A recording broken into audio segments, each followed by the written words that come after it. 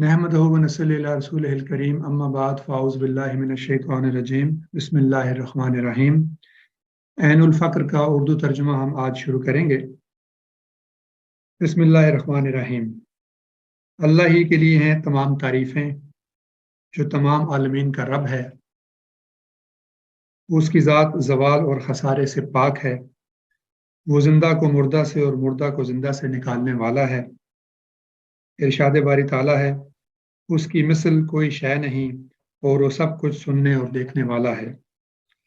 दुरूद हो सैयद सादात पर, जो 18,000 मखलूक़ात से अफजल हैं और दीन हक और हदायत के रसूल हैं।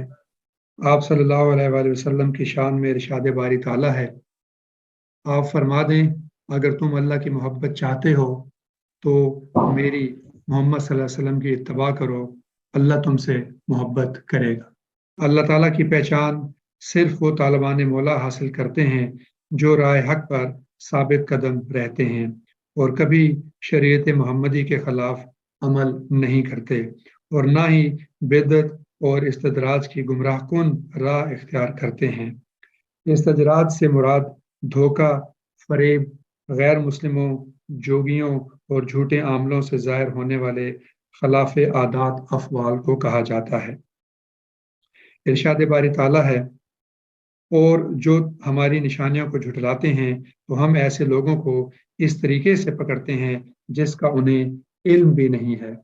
हज़रत नबी करीम रसूलुल्लाह सल्लल्लाहु अलैहि वसल्लम का फरमान है, हर वो तरीका जिसे शरीयत रद्द कर दे वो ज़ंदका है।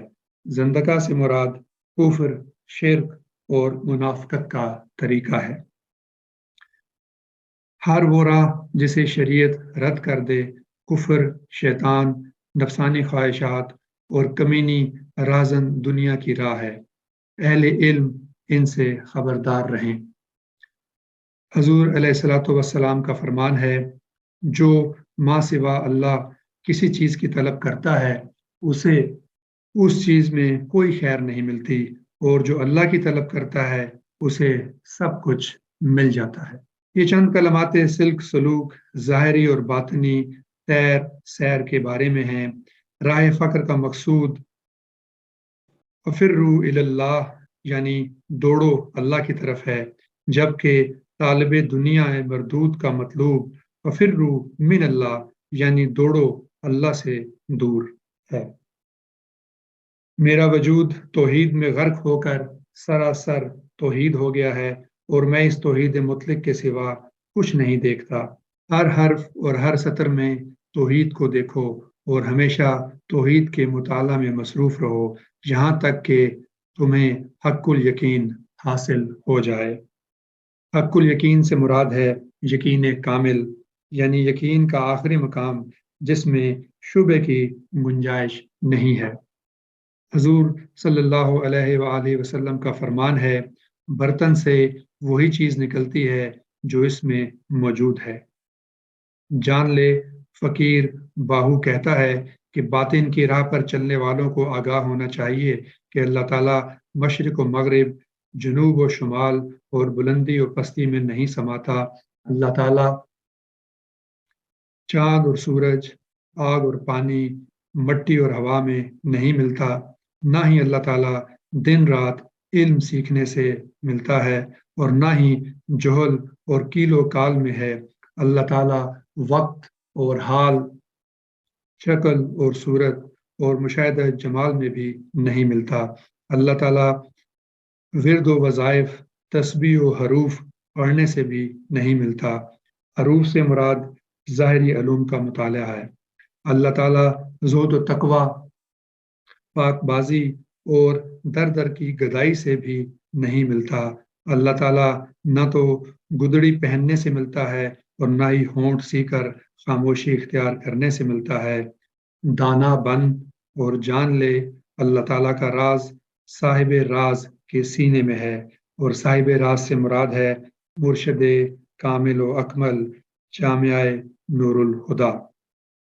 अगर तू आए तो दरवाज़ा खुला है और अगर न आए तो हक बेनियाज है।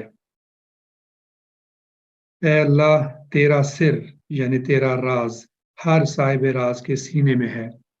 اور تیری رحمت کا دروازہ ہر ایک کے لیے کھلا ہے۔ جو بھی تیری بارگاہ میں عاجزی اور انکساری سے آتا ہے وہ تیری رحمت سے کبھی محروم و مایوس نہیں لوٹتا۔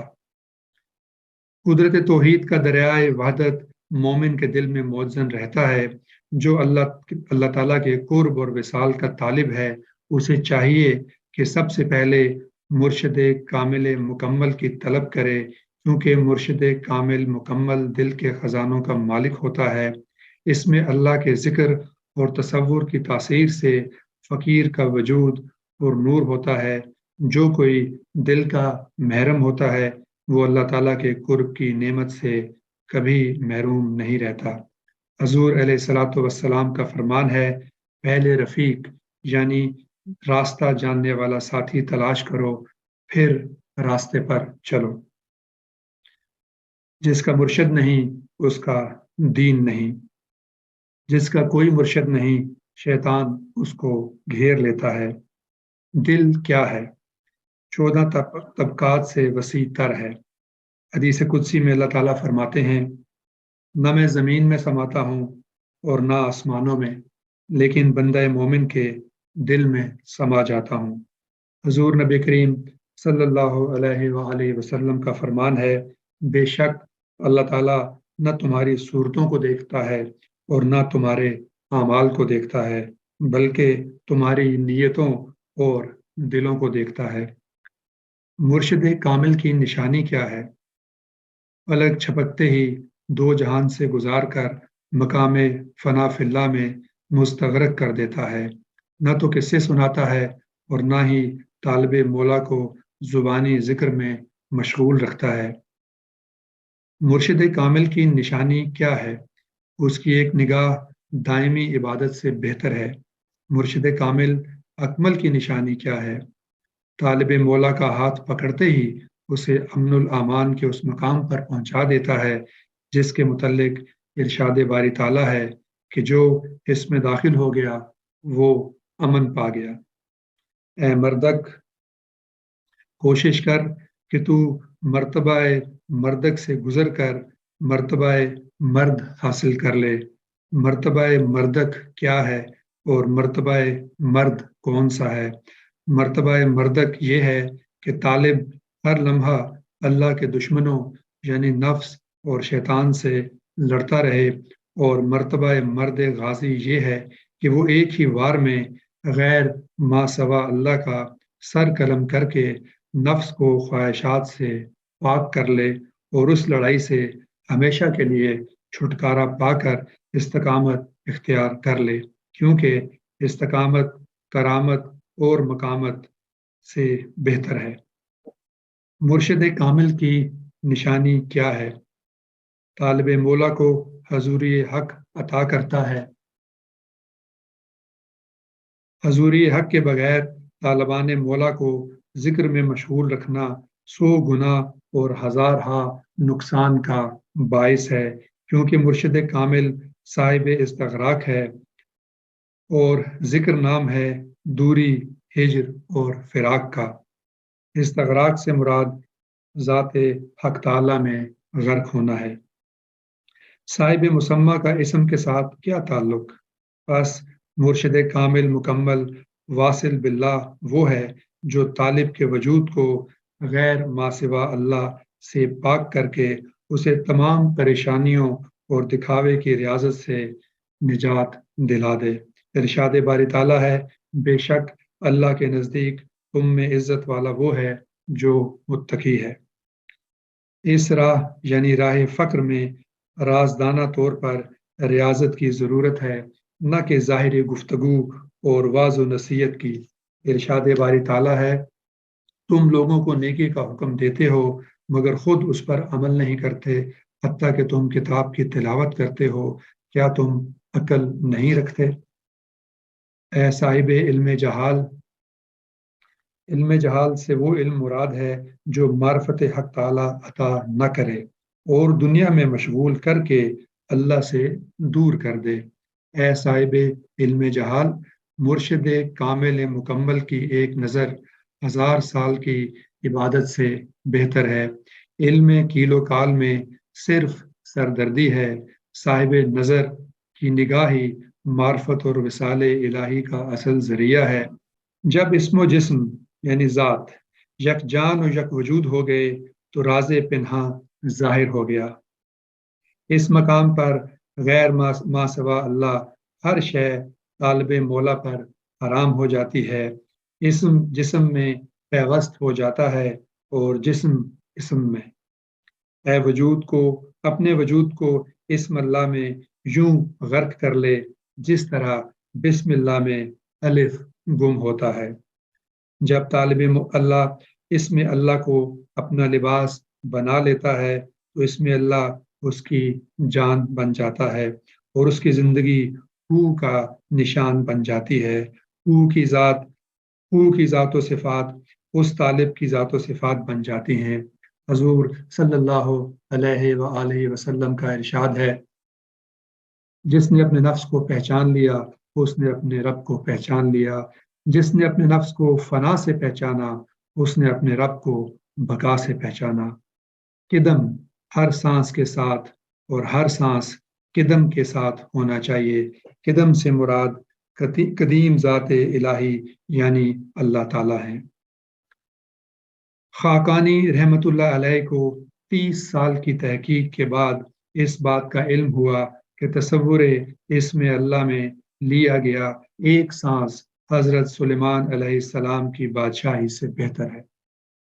باہو رحمۃ اللہ علیہ کا جواب ہے کہ خاقانی نے غلط کہا ہے، طالب کو مقام فنا فی اللہ میں یوں غرق ہونا چاہیے کہ ایک سانس تو کیا اسے صدیاں گزر جانے کا بھی احساس نہ ہو۔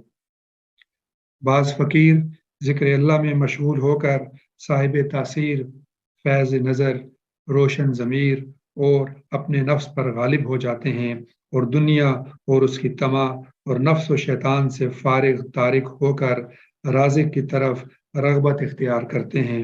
ایسے ذاکر فقیر ہی اللہ کے مقرب اور حبیب ہیں اور دونوں جہان میں بہترین مقام کے حامل ہیں۔